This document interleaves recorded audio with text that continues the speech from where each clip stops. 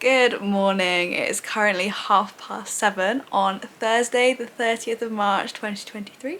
I thought I would take you along for a day in my life in its current state, which is university student at home over Easter, juggling deadlines and getting her 2 boys fit for the eventing season, which is hopefully just around the corner if nothing else gets cancelled, which is very specific, but a day in the life. I'm going to give you a fuller and longer introduction and kind of let you know what's going on with the day when I'm more awake, but let's go.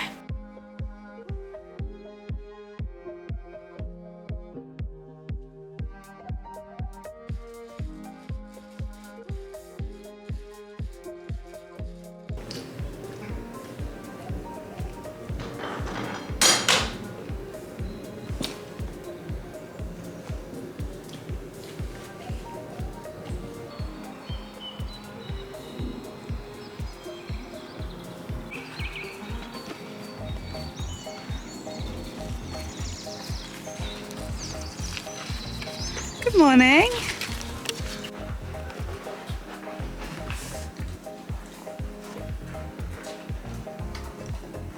Hello, so the ponies are in and I have decided to nip straight into town and actually get some university work done. I have so much to do over Easter and I've decided to try and get ahead.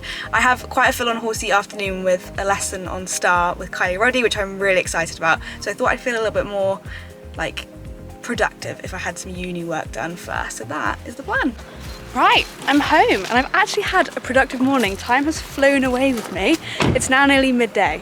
I always seem to work best in coffee shops, I don't know why, but I've got nearly 500 words of my essay done. Didn't think you guys would be interested in knowing about Africa and the Cold War, so I've spared you the details, but I've got some bread, gonna go make a sandwich, and then very soon we're gonna have to start getting ready for my lesson, which is exciting. Wow, and just like that, boom, transformed into horsey clothes. I have to admit, the middle of this day has kind of gone, like the plan's gone down the drain a little bit. Was gonna ride Atty, but much like the last 4 weeks of life, it just rained and rained and rained, and I thought, I don't want it that much, so I'm going to probably take him for a hack after my lesson on Star. Just come outside, also didn't make my sandwich, so lunch is just gonna be bread in the lorry on the go, but I've just popped outside. Gonna do a few little jobs, skip out, love doing a midday skip out to make the evening job a bit less big, and then get somebody looking smart enough for a lesson. Oh hello, you come and say hello to the camera. I'm actually really excited. I do not have nearly enough lessons. I can't remember when the last time I had a jump lesson on Star was. I've had a couple of flat work lessons this year. So yeah, should be really useful. Gonna start getting ready and then head off soon. Look how wet it is, even like the hard standing. This is not good for eventing.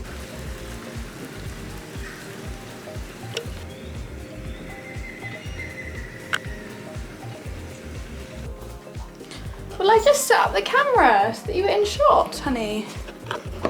Let's try that again. Oh dear, Star's ears are not in shot. This is unfortunately the best it's gonna get. Right. Anyway, as I'm tacking up, my pony looks a little bit like he's just been dragged in from the field, which is somewhat true. I don't know if anyone else has ever experienced this, and if they have, I need all your wisdom, right? So Star has this poo stain on his back, like right? I'm sure you'll see it, that like will not come off. Like this is like the irremovable poo stain. I can't even describe the lengths I have gone to try and get it off. I'm talking like every shampoo ever, Cowboy Magic, ketchup. Someone on Instagram recommended ketchup to get it off, and apparently that actually worked, but it didn't. Everything, every product you can think of I have tried, and it looks okay when it's dry. It looks just a little bit yellow. It looks worse today because he's then gone and rolled in like mud in the field. But as soon as it gets wet, every time it comes back darker. I know that sounds like it's not true, but it is. I promise you. It will get wet and like, yeah, it just appears again. It's the weirdest thing and I can't believe I'm talking about it on YouTube. But I don't actually know what to do. Like when we go eventing, I'm just kind of hoping that he doesn't get like super sweaty because it doesn't look great. Yeah, so that is my current dilemma that I'm having, and I would love any advice and suggestions that you have. I'd really lulled myself into a false sense of security thinking it wasn't going to rain for my lesson. It's raining.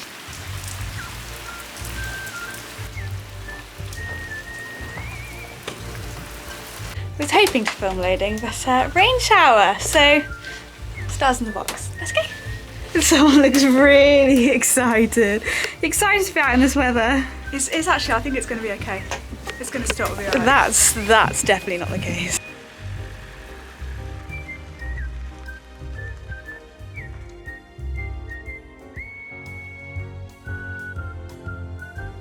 We've made it and it's magically stopped raining for now, so that was deliberate. Well, then why are you turning it up? Now making sure the lorry was left engaged and didn't roll down the hill. Now my whole vlog's gonna get copyrighted. Anyway, as I was saying, we've made it and the sun has come out, which is really good. Anyway, I'm just gonna go get Star ready and then it's time to go. Oh, you got the sun on your face, Star.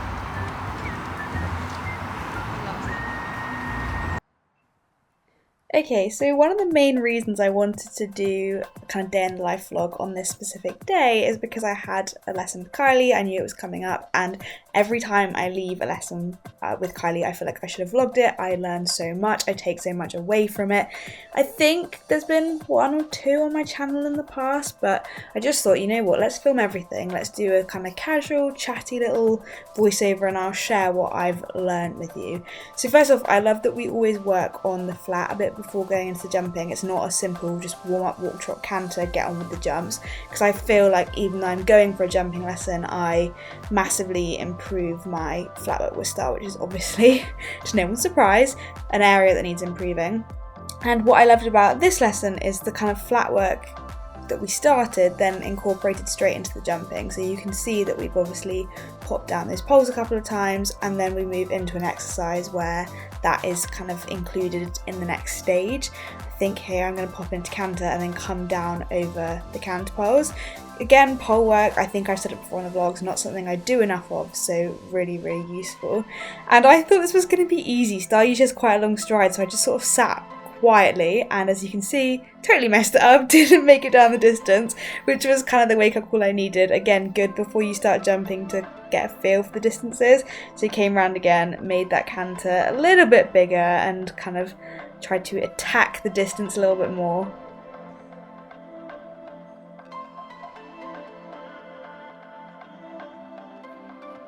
Yeah, not necessarily pretty, but at least we made the distance. Then we repeated on the other rein. I cut out some of the trot work, so I figured you probably didn't want to just watch me trot down over poles over and over and over again.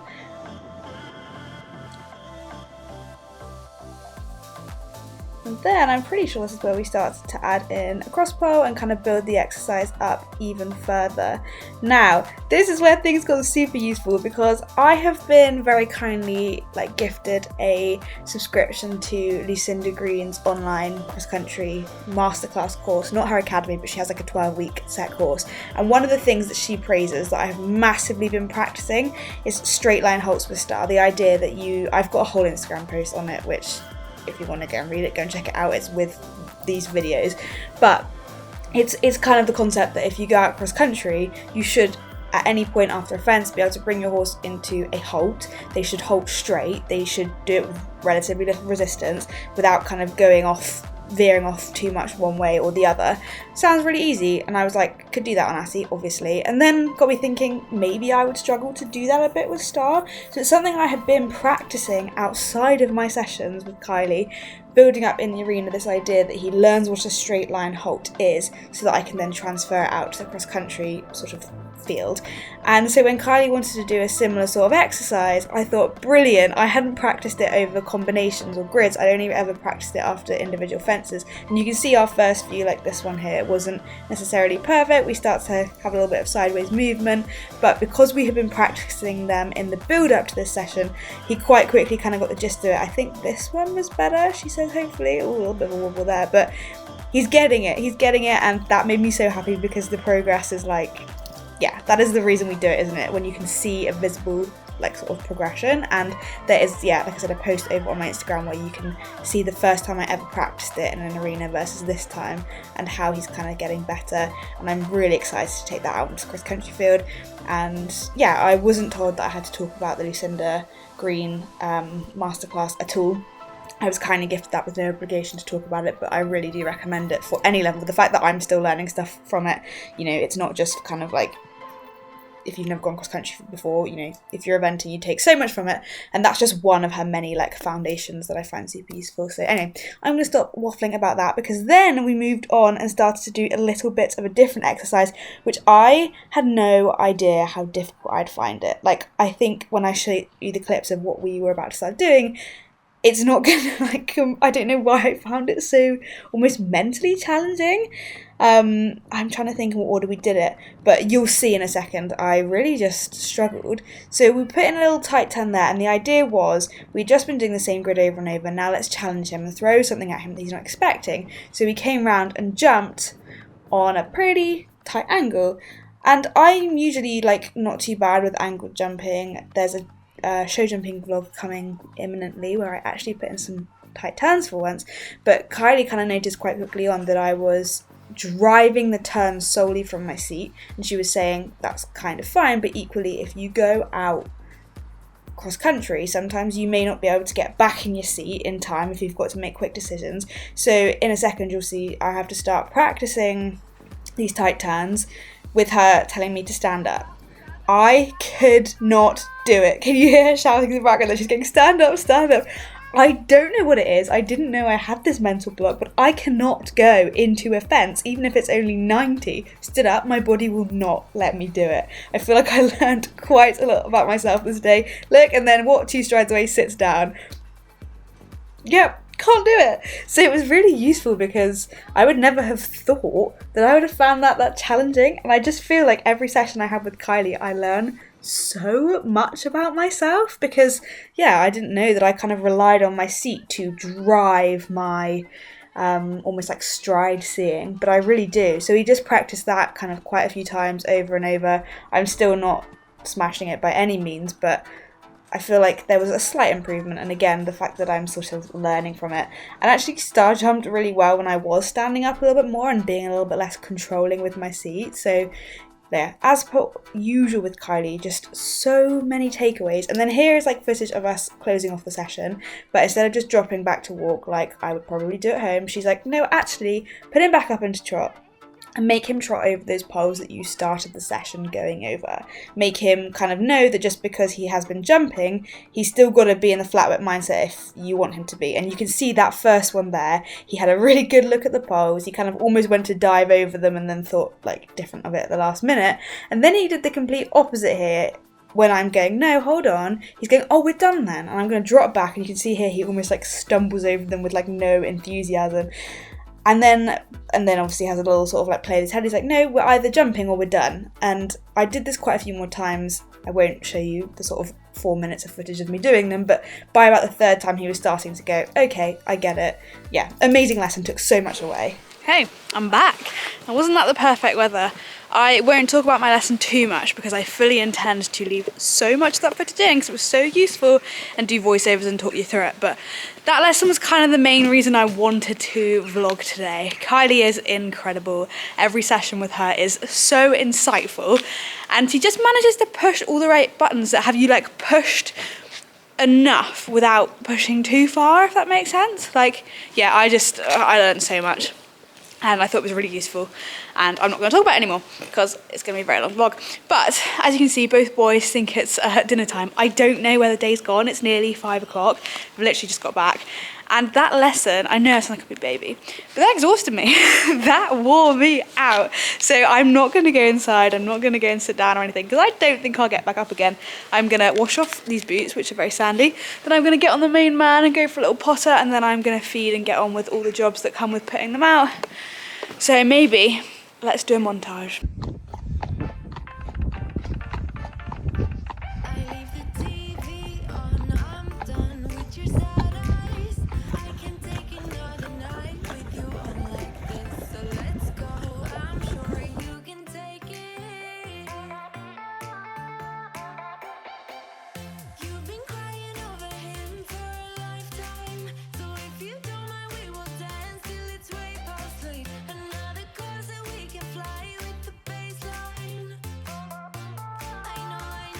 This is Atty and I's normal routine of waiting for Star because Atty finishes dinner about 5 minutes before Star and he's not happy about it.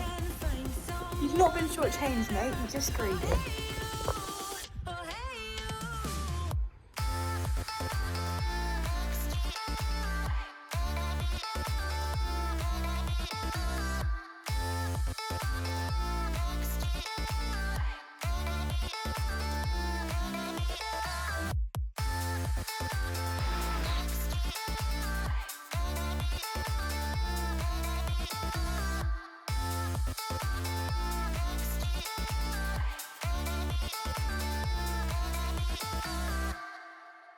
He's a vagabond, he won't love you better.